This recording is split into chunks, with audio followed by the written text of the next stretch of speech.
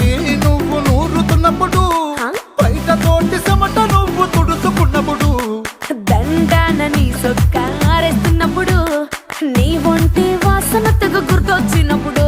రెండు చేతులెత్తి జుట్టు ముడిసినప్పుడు, జండు కత్తుకొని పడుకున్నప్పుడు, అలసిపోయి నువ్వు ఆవలించినప్పుడు, వచ్చుండై ఫీలింగ్స్ వచ్చి వచ్చి చంపేస్తు